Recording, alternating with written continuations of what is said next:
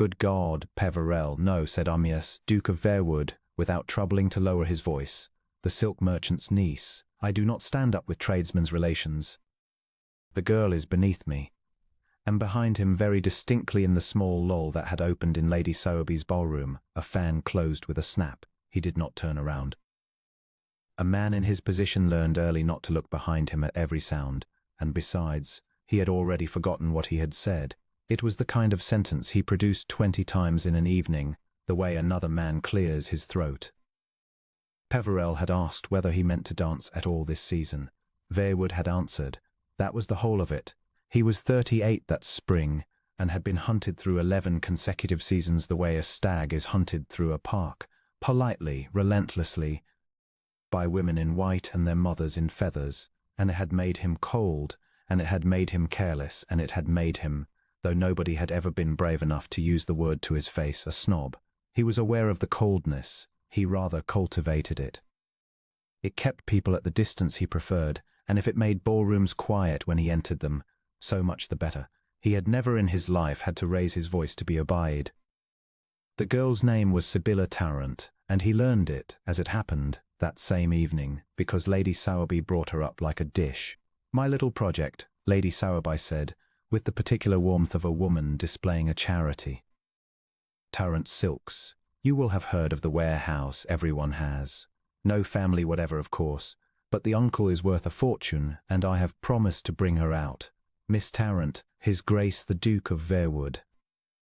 Amyas looked down at a young woman in a gown of grey-green silk cut without a single flounce, who curtsied exactly as low as was correct and not 1 inch lower, and who then straightened and looked back at him with a pair of very steady hazel eyes in which there was no flutter, no invitation, and no forgiveness whatsoever. Your Grace, she said.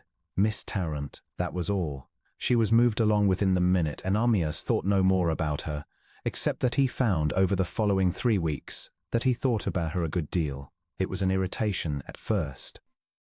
She was at the Elphick's rout, and a concert in Hammer Street, and at the Assembly Rooms on the Thursday, and she never once contrived to be near him.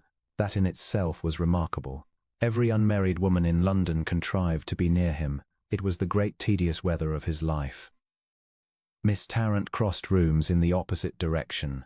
When their paths did cross, she curtsied and passed on, and if he happened to be looking at her, she looked back at him with that same level hazel patience, as though he were an item in a ledger that had already been entered. He watched her, therefore, because a man watches the one thing in the room that is not performing for him. He saw her decline a partner in order to sit with a shy girl nobody had asked.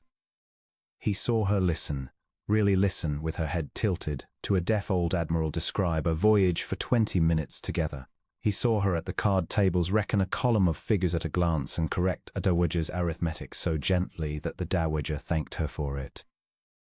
And he began to be aware of a sensation he had no name for and did not enjoy, which was the sensation of wishing to be looked at by someone who plainly had no intention of doing it. So on the second Thursday in May at the Assembly Rooms, Amyas, Duke of Verewood, decided to be gracious.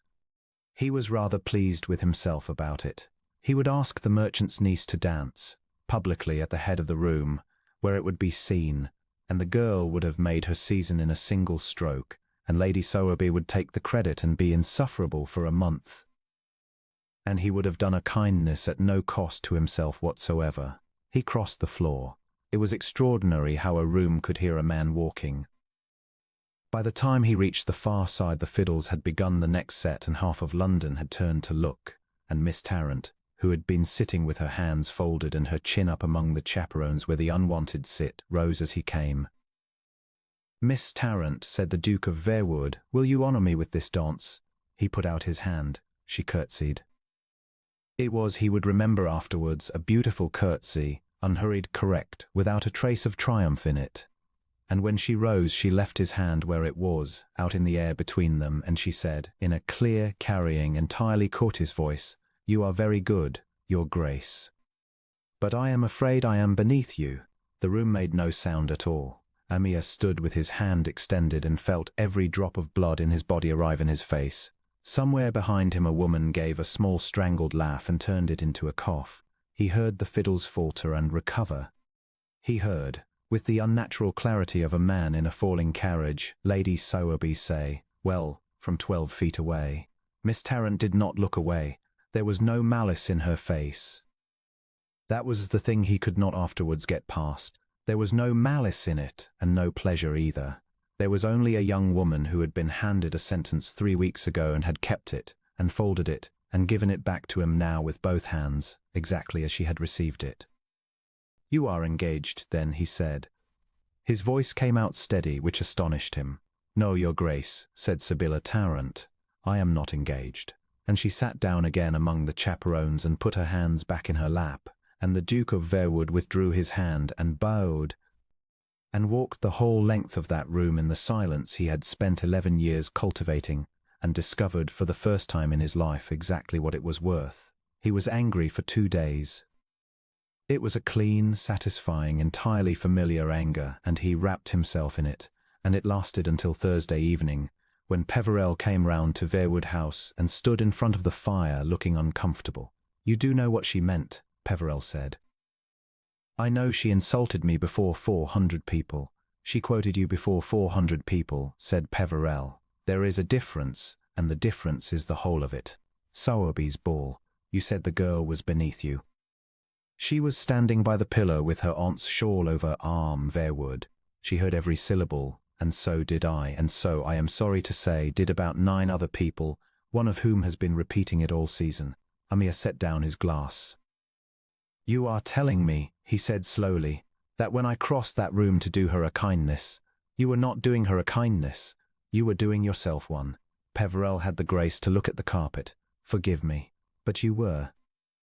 It took him another day to get all the way to the bottom of it, and what he found there was worse.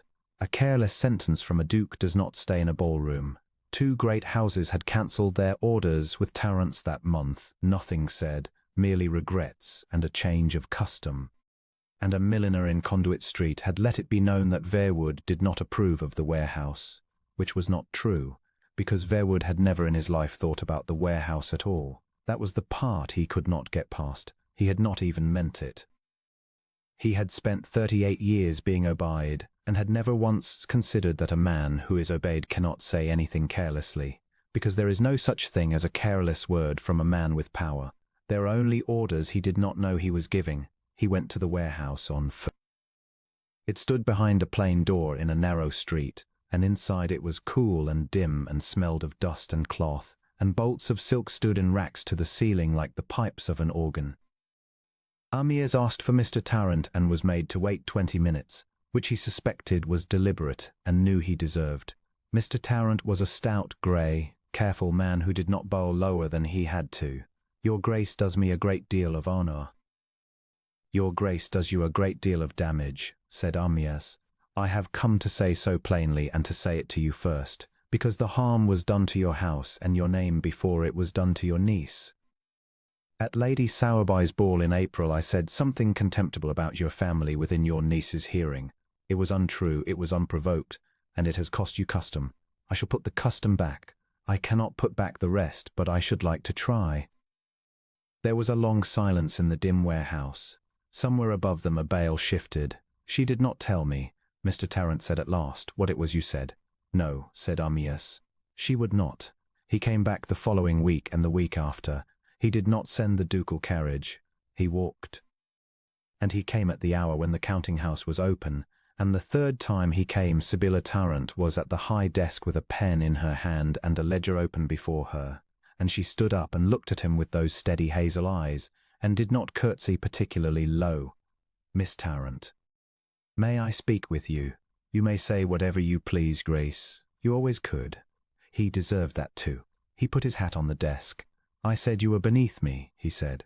"I said it because it was the sort of thing I had been saying all my life, and no one had ever made me hear it. You made me hear it. You did it in the only currency I understood, which was in front of everybody, and I have been 3 weeks understanding that you were not being cruel. You were being accurate." He stopped. It was harder than he had expected, and he made himself go on. "I have insulted your uncle's house, and I am mending that. I have insulted you, and I cannot mend it, because there is nothing I can give you that would not be another kind of insult. So I have come to ask a very small thing, not a dance." not your hand. Only leave to call, as any man calls, with no rank in it and no obligation on you, and to be refused as often as you like. Sibylla was quiet for a moment. She closed the ledger. Do you know what the worst of it was? She said. It was not the sentence. Men have said worse to me and will again. It was that you did not even look at me when you said it. I have been in rooms with you since I was 22 years old, Your Grace, and until that Thursday in May you had never once seen my face. I see it now, said Amyas. I know, she said. That is why I have not yet asked you to leave. He called on a Tuesday and stayed 40 minutes. He called the Tuesday after and stayed an hour, and drank tea in a small neat parlour above a silk warehouse, and was asked his opinion of a bill before the House, and then told, kindly and with figures, why his opinion was wrong. He walked her to the Sunday service and back. He learned that she had kept her uncle's books since she was 17, that she read 3 languages, none of them fashionable, that she had a laugh she let out only when she was certain she would not be looked at for it, and that he would have gone a considerable distance to hear it again. In June, Lady Sowerby gave her great ball, and both of them were asked, and Amyas, arriving late, came into the middle of a small cruelty in progress. Lady Sowerby at the head of the room, informing a circle of listeners that of course Miss Tarrant had grown a little above herself, that one could not make silk purses of silk merchants, and that some people did not know when a thing was beneath them. No, said the Duke of Verewood from the doorway. Some people do not. The room turned. He crossed it at his own pace, and this time he was not doing anyone a kindness. In this house, in April, I said that Miss Tarrant was beneath me. I was wrong, and I should like the correction to travel as far as the offence did, so I shall make it here, where I made it. He looked round at them all, at the feathers, the quizzing glasses, the faces he had known since he was a boy. She refused me in May, and she was right too. I have spent the summer discovering that there is precisely one person in London who is beneath the notice of a decent woman, and I am he. Then he turned to Sibylla, who stood very still in grey-green silk with her chin up. Miss Tarrant, I have no claim upon you at all, which is a novel and instructive condition, and I do not ask for the dance. I ask whether you will let me go on calling on Tuesdays. She looked at him for what felt to Amyas like a considerable portion of his life. Tuesdays, said Sibylla Tarrant, and Thursdays, if you are willing to walk. He was willing to walk. He walked all that summer.